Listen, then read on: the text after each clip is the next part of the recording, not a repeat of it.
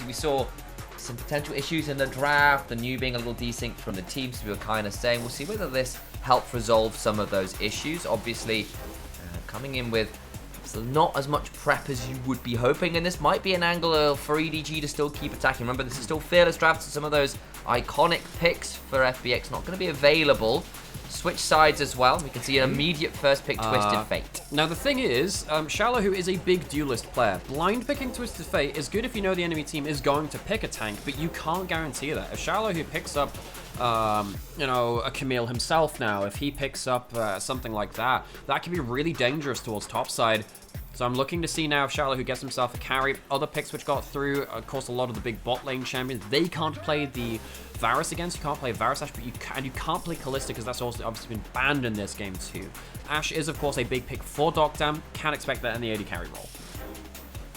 Ashe locked, as noted, and that champion has been kind of very high priority for pretty much the entirety of the last 2 years, honestly, at this point. So strong, particularly as a support, still works a flex, the way locked in as well. Your ability to pick people from a long, long way away, very high from FPX already. Right, now it's EDG picking out the Lee Sin, but this is a Lee Sin with a gold card and the Varus, so it means that you have a lot more easy engage, which is something that FPX really lacked in that last game. They have the Ashe Arrow, they have the Hwei, who can follow up from long distance too. That is already in some ways a lot better draft for them in regards of ease of getting your engage down as well. Now we have seen some of that Malphite, I know it's just a harbor there, we have actually seen some of that being locked in, but we said that Shallow, who is a big duelist, and actually with the Jace locked in, we are expecting Jace top into the Twisted Fate. It is difficult into the Lee Sin TF, who can gold card you, and if you get your lane into a bad spot, your wave into a bad spot, you die to that 2v2. But in a 1v1, Jace can very much contend with the Twisted Fate. And I'll also note that it's not really made its way up to tier 1 as yet, but a lot of the ERLs have been really spamming Hwei as an AD carry option.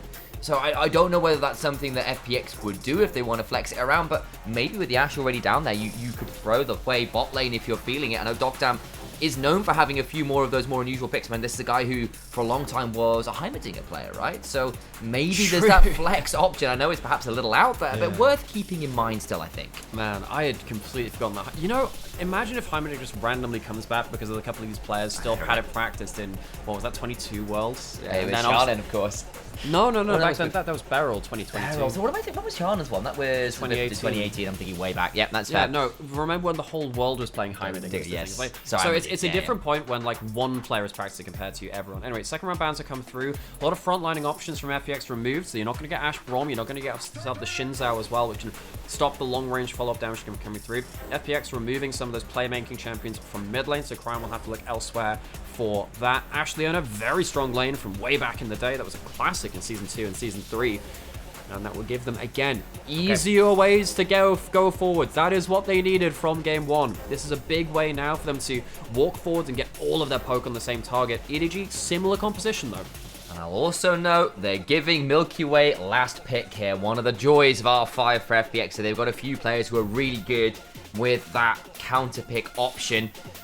Locking in a Rel or EDG for Wink, who is a pretty prolific player of the champion, and it's more pick CC to lock in with everybody else, trying to make this as easy as possible to skirmish. Now, obviously, there is a last. You could technically flex the Jace towards that mid lane as well. Not the Jace towards the mid lane. The Twisted Fate towards the mid lane. But of course, they're not going to do that. Krine's going to go onto the Azir. Stop Azir, obviously.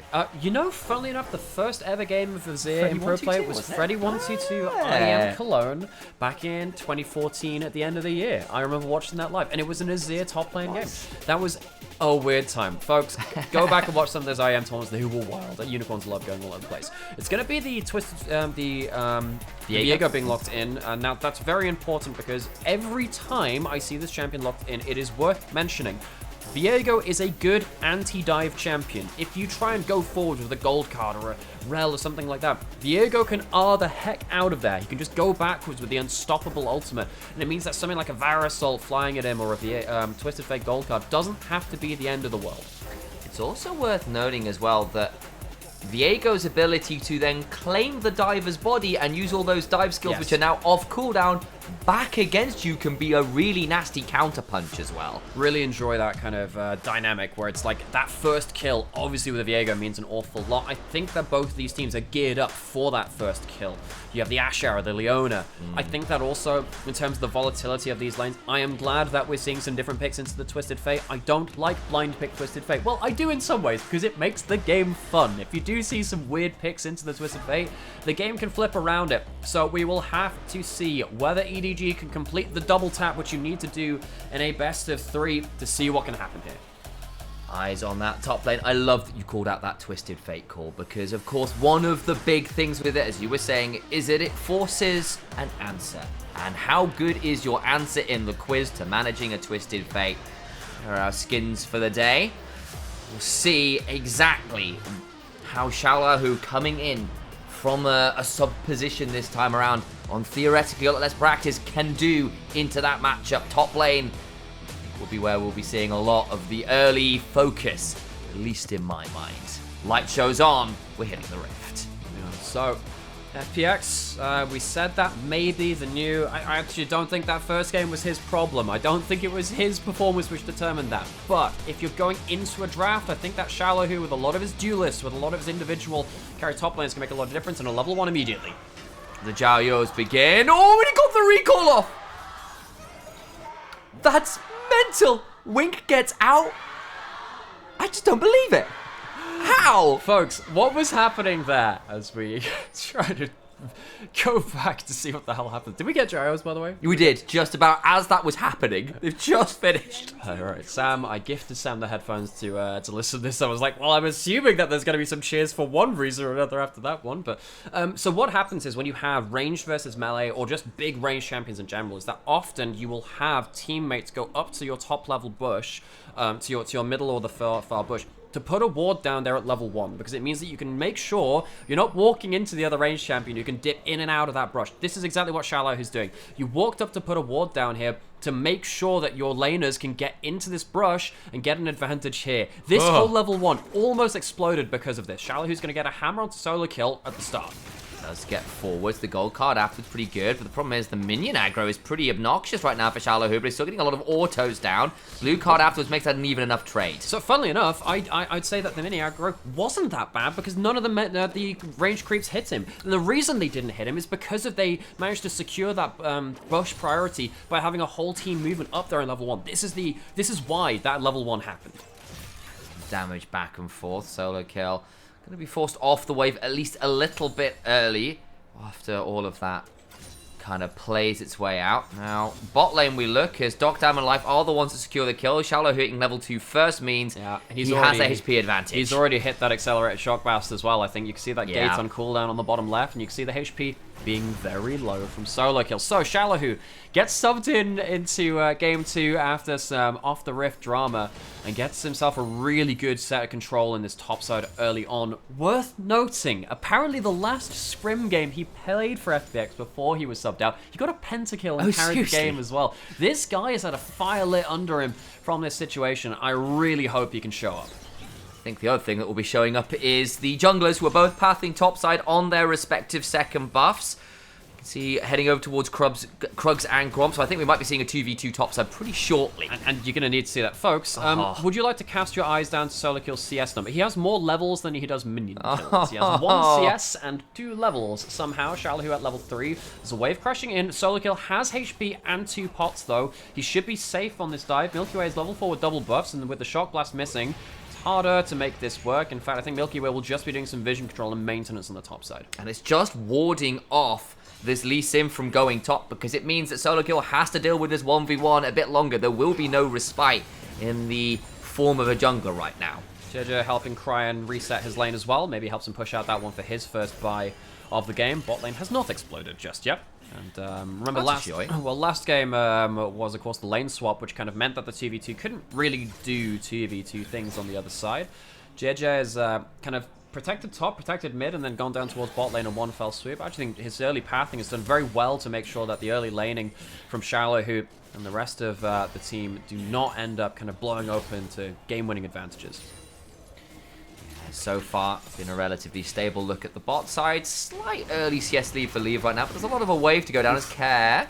It's a pretty ugly trade there as Cryan slides on out of some of the return damage, but I think likely going to be seeing a reset shortly from Care anyway. I'm surprised that Cryan didn't get a reset off that last wave, with JJ helped push a little bit, of course, flying across to the Q and the E. Shallow, who's doing very fine into this top lane matchup. Yet again, I wouldn't be surprised to see an Eclipse in this matchup, actually, just so you can tank a gold card by kind of like autoing and then getting a Q for the Eclipse shield. I think that's very important in this matchup. He wants to take hard trades. He should know that there is a jungler coming to help crash this wave, because as it stands, I don't think Solo Kill can fix this wave on his own. No, and JJ lane ganks, or at least lane walks to get in there, throws down the control ward to ward out that bush, and the wave shove is largely secured. And Solo Kill says, share, JJ. For the pressure topside. That means thank you for those of you that don't know. It's in Chinese. I learned, that's like one of their, I didn't learn that many Chinese words. That's one of them. One of the other ones, which is quite important, is Laoban, which means boss. So if you got someone in charge of you, they are the Laoban, the big boss. Which is JJ as well, funnily enough. Yeah, it probably is in this team. You have to imagine he's the long-standing member at this point. Yes, and of course he is the last remaining member from that world's winning squad in 2021. I think that spring was rough on him. Last year was rough on him too. But this guy has been such a high-level jungler for the LPL for a long time now at this point, and he has been like the last kind of member which has kept up the high level of play consistently after Scout left, after now even Ala's left and stuff like that too. Of course, Mako went to top esports this year, which was the huge loss for them in a lot of ways, and EDG trying to put the pieces together to make a new era. A bit of a slower early game again. No real kills or gratuitous action so far, but it's looking like a 3v3 around here as Wink is forced to flash on out of a potential peek, but Milky Way steps on forwards. Cryan has got the level 6, but the stun from Life prevents an easy shuffle. Very important Shield of Daybreak there.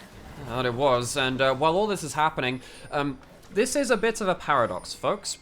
A lot of this game, we said, was about top lane and the top lane matchup and how people can get involved in that. You can play towards top lane, if you're Fun plus Phoenix, by not being in top lane. They fight in bot side jungle, which means that JJ and Wink have to be there, and that means that Xiaolahu gets an extended run in top side. They enable Xiaolahu by making sure that the eyes are drawn to the gates of Mordor rather than Mount Doom itself. Xiaolahu is very happily plunging the ring into the fire. Does Jace count as Frodo? I feel like that's not the thing that we make. That would be like the Netflix adaptation of Lord of the Rings. Where it's like, right. It's the Amazon Prime one. It's like when you have the anime adaptations where someone just completely unfitting for a role gets the play. It's like do you remember that scene in the Avatar: The Last Airbender where they have like the stage show of the Avatar and they have like Toph as like a muscle woman and it's like I'm Toph because it sounds like tough. It's like that. JJ's trying to cosplay one of those strongmen right now and carry through this bot side. Here comes TF. They're gonna get the ult down. Solo Kill is here. Solid cleanse from Dogdam. Still will not be able to get far enough away, you imagine. Despite a solid Captain Jack, the ship goes down with the captain. Life now might be facing death. Gets ignited. The Chains of Corruption lands and he goes down. He does go down. Solo Kill doesn't get gold from that one. It is very important that Dogdam and Life are now put behind the game and that you have this poke Varus that's going to be able to kind of maintain an individual lead over them. But Solo Kill does lose out. Shallow, who is going to get monstrously far ahead. So this has now become a battle of an arms race between two different sides of the map. Shallow, who going to get 3 plays from this top side, and he's going to be very, very happy to walk away with the individual matchup versus the Twisted Fate. I don't think Solo Kill can ever win a 1v1 versus Shallow now. I think part of the decision making there was probably Solo Kill going, well, look, I don't think I'm winning a 1v1 regardless. Let me get value on the other side of the map at least and use what the abilities I have, because the 1v1 was going pretty abysmally after that level 1.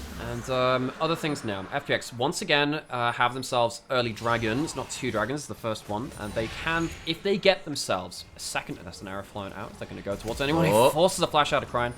That'll be the end of that one. But if FPX get themselves 2 sets of grubs, and they should be able to because Shallow, who has such a top side advantage, I think that FPX can start winning the game through side lanes, through Shallow, who he is a big individual duelist player, and he's in a really good spot on the matchup. Time to see whether that can be converted, because of course that puts a fair amount of pressure on a player who, as we said, has been in a pretty tricky position on the team with everything else happening. GG. Milky Way about to start contesting some Raptors. Everybody's around. It's going to be another 3v3 around the Raptors. Life just about alive for a second or two, but the turnaround damage is pretty huge. Spiraling Despair means Crying goes down. It's a 1-for-1, but Milky Way can shuffle on forwards. Get some more Sand Soldiers down, but cannot get that much more damage. Shallow, who takes the opportunity to jump forwards. Big damage onto Solo Kill. And once again, the fight isn't happening at top lane, so top lane falls apart. Solo Kill, after the level 1, which was set up for Shallow, who by his team has not been able to play this game. And while EDG do get themselves 1 kill in the jungle onto Life, they lose 1, so it's only a 1-for-1, and top lane is once again isolated. I think that FPX, again, no discredit to the new. I think he came in a very difficult scenario, but FPX as an overall team are very, very aware of what to do as a full unit to balance the map. And I think Shallahu showcasing that he can use the fact that FPX are fighting elsewhere on the map to form an advantage is really indicative of that. Between a Dirk and Conqueror as well. There's no phase rush on this, Jace. It's all about the kind of dueling and brawling power right now. You saw what happened at level 1, right? Where effectively, Jace jumps onto the Twisted Fate at that level 1 with the double abilities, which stacks up the Conqueror. The stats which you get, regardless from even just full proccing it, are so obnoxious for the end of your trade, which means you have to back off. You can't take extended trades, and you can see that Solo Kill, now he is behind, can't stop the extended trades from coming in. If he ever walks up to a wave, it's effectively lights out for him. The opportunities have never been greater, and that includes in the inventory right now. Shut up. Shut. What about the up part? I thought the upside of this was a great little joke there that I put into the cast. Yeah. Well, I was expecting... So I have to say, we will...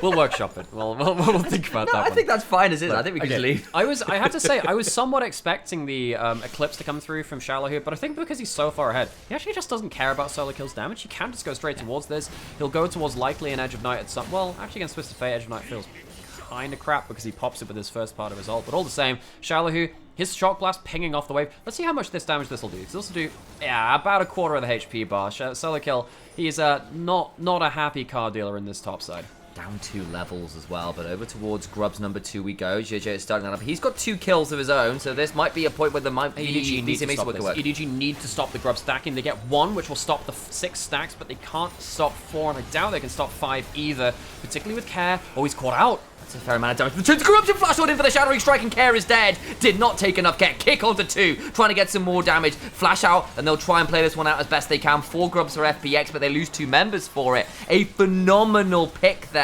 Puts FPX in a difficult position. Terrible positioning from Care. The mid laner from FPX stands against the wall, and it's just a lineup to get shot by the firing squad of EDG, and it means that FPX can't contest that objective, despite the fact that they have themselves a great top lane lead, and they should be able to bully out that side of the map. EDG approached the objective, and they managed to take away 2 out of those 3-second spawn of Grubs. Importantly so, they're still going to give up the Might buff. It now activates at those 4 Grubs from FPX, but it feels like that should have been a knockout blow from FPX, which they just let slip away from them. And you got to call it out. We'll see it in the replay. Care getting caught right here is such a problem. He misses the ult as well. He's trying to take a load of damage off of a load of HP off of the engaging champion from EDG. That's always a valuable thing.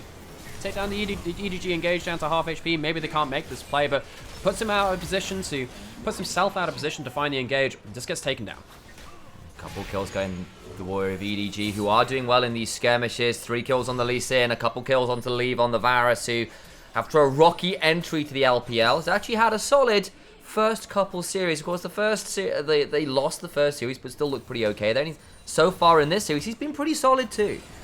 Yeah, I think that Shallow, he is one of these players that will go 0-5 or 5-0. Now, funnily enough, he went like 0-7 and still beat top esports last split, which was just such a weird game, man. So strange, but very FPX. It was very Shallow. This is the guy that can make a 0-5 Fiora look broken because he knows how to play it in a side lane. Now he has a 1.5k individual lead. He has to be the one doing the carrying. Feels like the rest of the team are going to have a much harder time to activate these fights. Dragon has spawned Shallow, who is not here at the play, but FPX, they're not going to be contested here all the same. You can see maybe actually EDG are looking for a cross map to take down that Jace finally. You could see that JJ was on the top side of the map. Despite the kills going against FPX, the fact they've gotten 5 plates and the first turret top side, a couple plates in bottom, has actually still meant that the gold lead is nominally theirs. Again, it's only like 500 gold. It should be a lot larger, theoretically, if the kills hadn't gone Also, against them. Typically, when it comes to gold leads and stuff, you expect Twisted Fate because he effectively prints money with his passive. Every minion he kills gives him anywhere between 1 and 6 gold. Like, that would normally be an extra load of gold in pocket. Not when you are down 50 CS. 50 CS. Because that's not just the 50 minion kills, that's 50 procs the passive gone as well. Which is a significant amount of gold, on average of what, 3.5 between the dice. I actually think Twisted Fate is weighted in a little different way, but that's potentially another couple of 100 gold straight out of pocket. Now FPX walk away with most of the grubs, get themselves 2 dragons. No, it's not the 6 grubs, which could have really broken out this game, but FPX still very, very happy. They need to start thinking about their lane assignments now, though. What are they going to do with Shallow, who he's not necessarily able to punish Solo Kill, because Solo Kill can kind of push back a little further now. Even though he doesn't have that outer turret, he can sit a little further back into lane. I think that Shallow, who needs to be quite afraid of walking up too far. You can see that a lot of the Magnum gold leaders of the 7 plates versus the 1 there. Good sponsorship, but that was Life. Bit of danger again, ignited down about half HP, and FPX back to the scene of the crime from last time around, are starting up the Herald. Yeah, I can see that Wink, no flash. Going towards that Hex flash, we've got a Cryin going down towards bot side to take down that tower, give him some more gold. Of course, we talked about Jason, that side lane being important. One of the biggest things in the LPL for the last year has been Azir in a side lane with a Nash's Tooth, very important. He's going to get a lot of gold from that, which is going to be important for him, and FPX will have to make use of the Herald to break up in the mid lane turret they couldn't do in the last game. I think I got different notes down. I thought it was Professor Plum in the library with the lead pipe, but hey, maybe it was the Azir with the Nash's Tooth in the bot lane. We just had some esoteric Cluedo. That was a Cluedo, yeah, it was Cluedo. Yeah, reference. That's great, Sam. That's wonderful. I can't remember any of the other rooms in that. I can't remember any of the other weapons, but if anyone else can remember who done it, it's quite obvious when you have the Fog of War disabled, but yeah.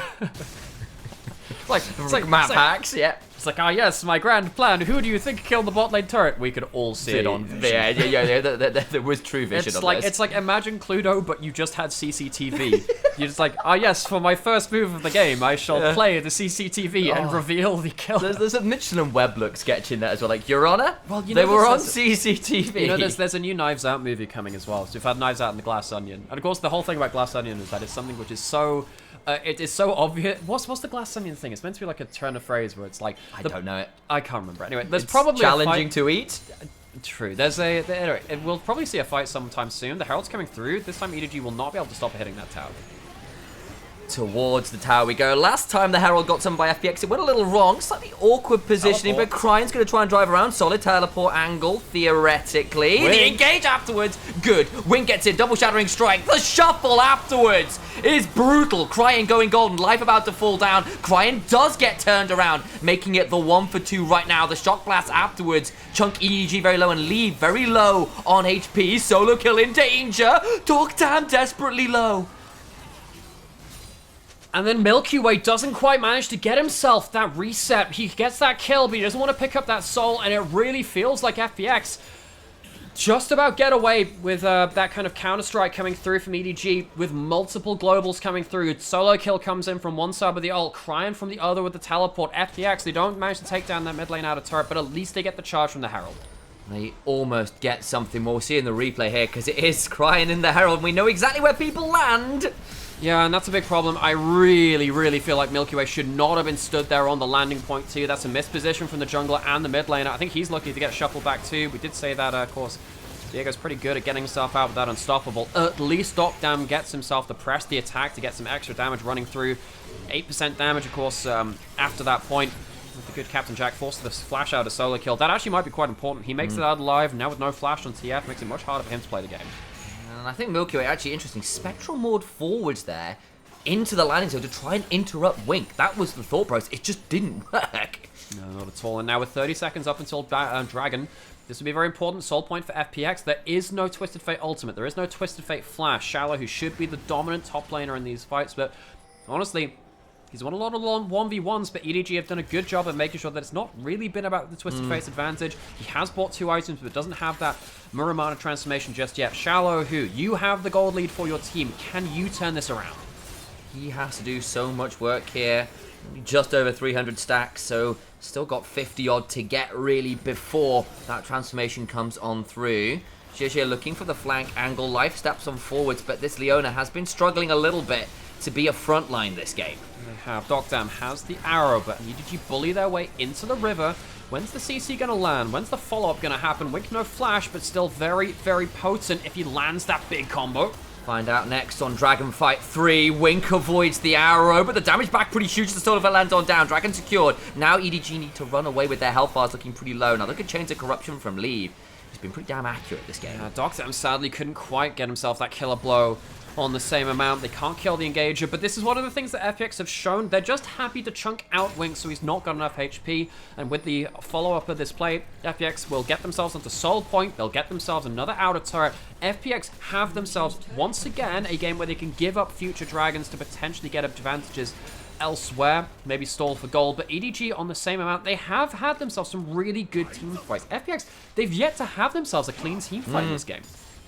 And they've managed to get serious chunks, and again, they've got good poke from this comp, but they've not really been able to full commit to getting those kills. I think you're absolutely right. They have gotten solid tower push, they have gotten the Soul Point and 4 grubs, so objective-wise, they're in a solid position. It just hasn't converted realistically into a gold lead. Again, they're down at this point, 300 gold, which isn't a huge amount, but it still means that EDG are in this game, at least in terms of the items. We've got ourselves a bit of convergence towards top side. Care has himself a teleport, Shallow who doesn't, so it means that FPX would rather play towards their side without the globals. The other one can come respond to them. Baron is up. EDG. I think actually EDG in terms of a vision control team have been quite good. I think that the thing which is holding EDG back is sometimes their team fight instincts. It's kind of a bit of an esoteric thing. It's quite vague, you know. But I feel like EDG are out team fought in a lot of very clutch moments. But actually, the setup for a lot of their team fights can be quite good. And with this vision control on top side, I think we're seeing a continuation of that. FPX will find it a little harder to pin EDG into the terrain that they would like to. I think that EDG need to really start playing around mid lane into this Baron to stop FPX from getting towards an easy dragon in 3 minutes.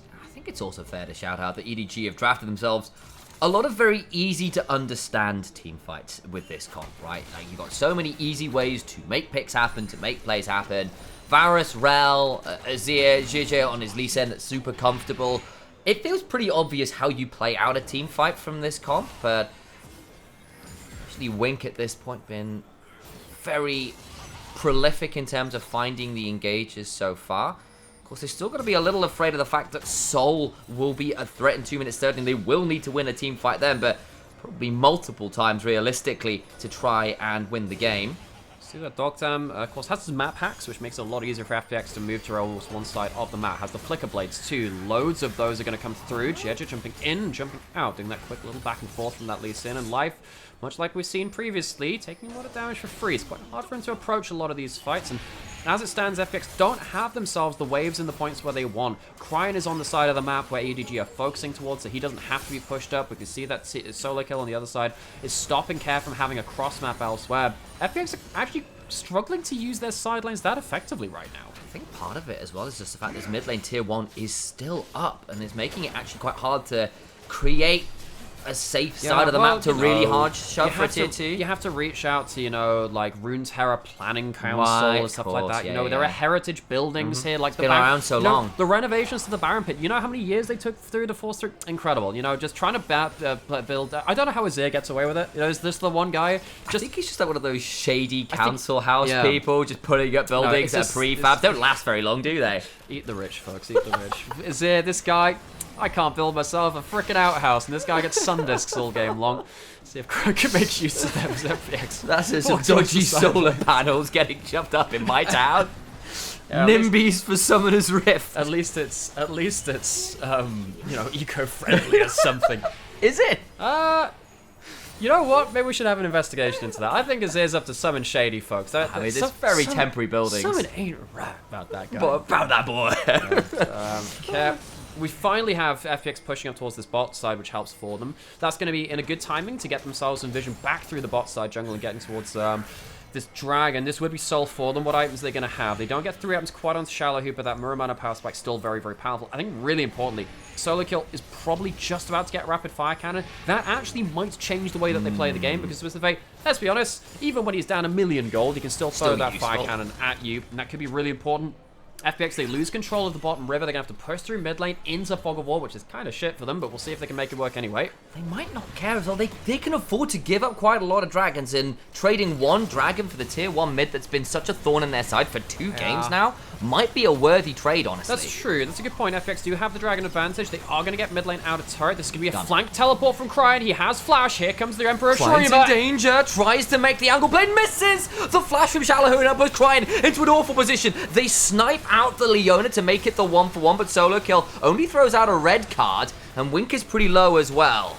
Here's Milky Way, has that reset, could have gone in for a shuffle, but this is not tanky. Solo Kill has the fire cannon, use that ghost. I think they're still going to be giving over the dragon at FPX. I think they have traded a lot of their power for the mid lane, and then of course the 1-for-1 afterwards. Shallow, who has poke though, a good couple of shock blasts might be able to change that. Damn, Solo proves a little problematic. They're seeing a reset coming on through from Wink, who's going to try and get back onto him, of course, but the Hex Gates can get out pretty fast. Can. So, and that will be a really important point. Where's the other engager coming through? Yeah. Wink's coming through. Life doesn't have flash. Wink does. That could potentially happen too. This is a very extended fight. Not a lot of resets coming through. 3 seconds on Cryan. No teleport, but has a Hex Gate. Doc down about 10% HP, though. Has not been able to heal up or reset. And we can see that Shallow, who is not landing the poke in turn. There was a good arrow coming through from Leave to chunk down the Ashe. I think with those arrows landing, FPX don't have the combat stats. They just don't have the HP to make this work. He has himself an arrow coming up in too long, let's be honest. So, FPX, it has been what we kind of said they could do, a trade of a tower for the dragon. It just takes a couple of minutes to actually figure out the full outcome of the play. Cryan went for the big flank angle, gets a teleport, and then doesn't really land the shuffle anybody. It's a good flash from Shallow here, but it's so frustrating. Serves you right for that planning position that we can't get. we paid him back, folks. We got him. Operation Eat the Rich successful. Either way, you can see that Cryan is a really important flanking threat when he has that teleport. Of course, he won't have the teleport for the next big fight now. FPX, they're probably looking to return back towards side lanes with Shallow, who getting closer towards that third item, will be going towards the Cyrildas after a certain point, and it feels like Shallow, who has struggled to really leverage his winning position yet again, and FPX are struggling to land themselves those clean team fights. I don't think that they are out and out winning in the team fights in the way that I thought they could do versus EDG. And honestly, for me, that's Leave again being so accurate. Last game on the center, a champion he is very well known for. He put out obscene amounts of damage, hitting the soul points very easy, went for the auto attack focus, and made the damage numbers stick this time around. He's on the Varus, 403, landing so many chains of corruption. Credit where it's due. And Leave is a player that has been under so much fire for his time in the LPL. He's been subbed in, subbed out. He was meant to be the next Prodigy. He ended up kind of being a little bit more of a pariah, I suppose, for EDG in the way that they've been playing. Milky Way on the flank, Life walking forwards. I think Life's had a difficult game on the Leona, despite having some wonderful performances in spring. I think there are a lot of players here who are looking to redeem a little bit of reputation. Leave at the top of that list for me in a lot of ways. See what he can do here. Again, with a big power spike coming up just on the Varus. When he hits 3 items, I think they could really start chunking out damage.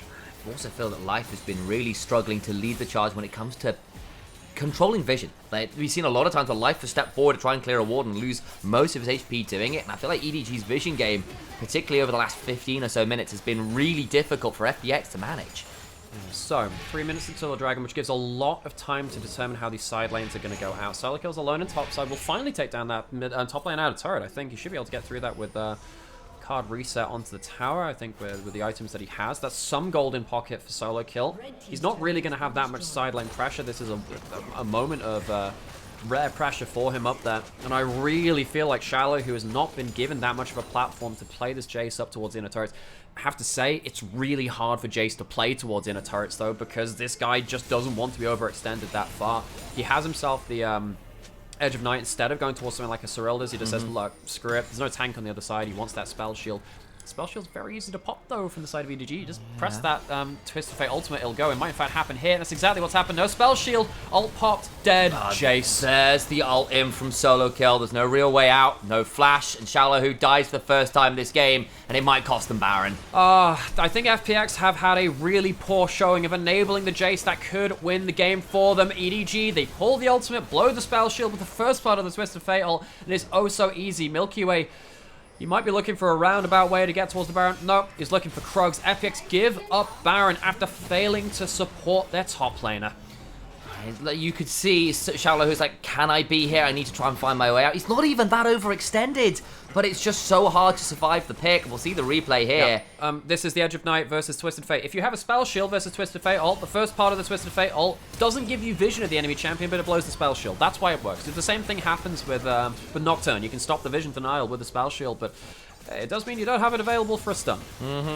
What we might see, though, is a fight around the Hex Drake in about a minute and a half. How much value can EDG get out of this Baron before they're forced to fight instead? They have themselves a big gold lead to EDG. We talked about that a little bit already in terms of, well, you know, the gold lead was manageable. It's getting towards the point where it might not be, and I feel like EDG should be able to control the map now. Xiaolo, who, how much can he do? He has lost a lot of his gold lead.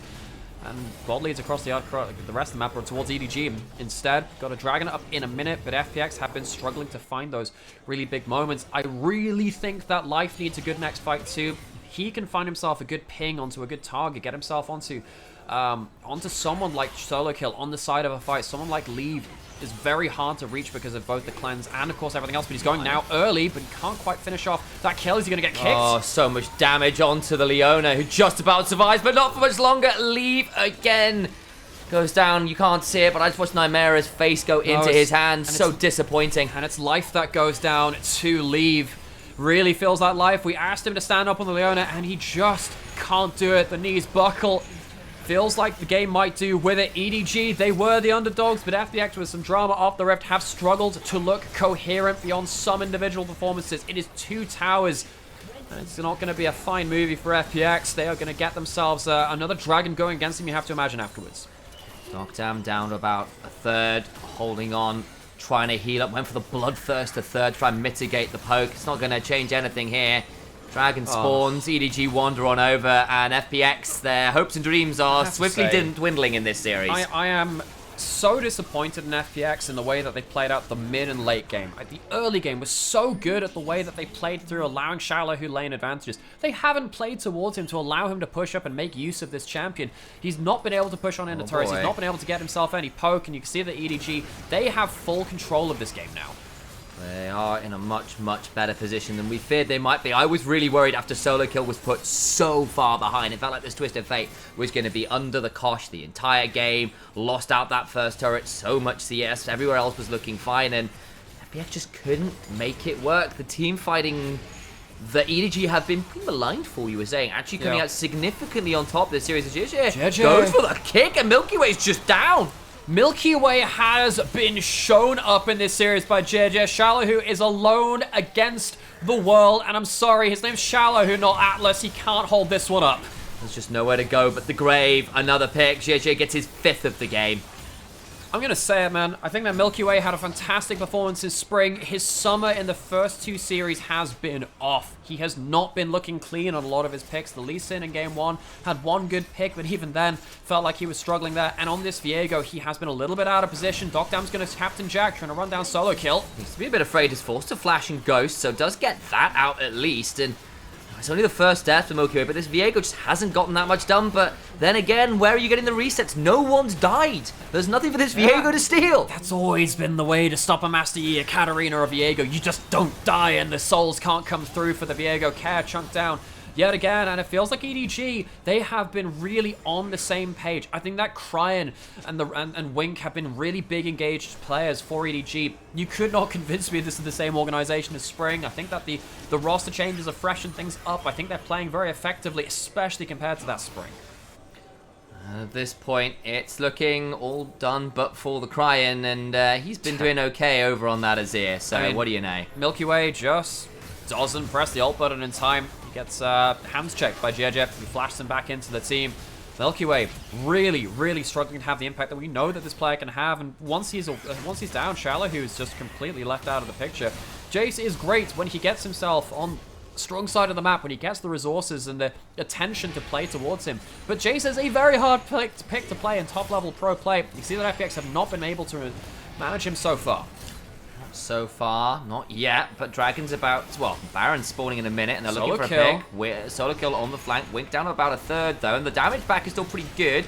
Care again, though, on this Quay, just nowhere to go, and he is protein to build the muscles and damage. But they do finally get a reset. Maybe this could be the moment with Milky Way getting the steal of body, the kickback. Crying goes down, but gets a huge shuffle before he dies. Might make one back, make that two back as Jir murders a couple with the resets and the resonating strikes coming on down. This might be the third. Doc Dam gets some damage back, beginning to trade pretty well, but there's so many ward hops. This Lee Sin just does not care for AD carries. Life is all that FPX have left, and I don't think that'll last particularly long. They'll be going through the pearly gates to a 0-2 to Edward Gaming. The Doom Squad from Spring is no more.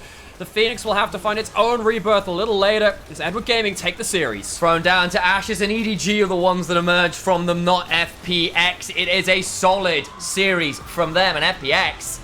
We wondered whether some of the out of the Rift drama might hurt. They didn't look like what we've been hoping for them, and EDG, as you were saying, are looking more and more like a team again. Yeah, I think FPX, they looked a little uncoordinated. I think some of that is understandable given what has happened off the Rift as well with this team. We talked about how the new coming in for Game 1, that was kind of the result of an unfortunate situation that happened with one of the managers of Fun Plus Phoenix, and it felt like really EDG, they found their time to pounce. I think that the early games so far have actually been pretty good. This game maybe less so with the way that they failed to prop up their top laner versus the Jace, but they really recovered well into a rare good mid-game and late game from them. I think their team fightings look better. I think that they played well to shut down that Jace. Yes, it's against a team with some extra kind of extenuating circumstances for it, but given EDG fans and what they had to go through in Spring, with all the players that they've lost, with all the games that they've lost, they'll take it, Sam. They'll take it. You take what you can find where you can find it, and actually credit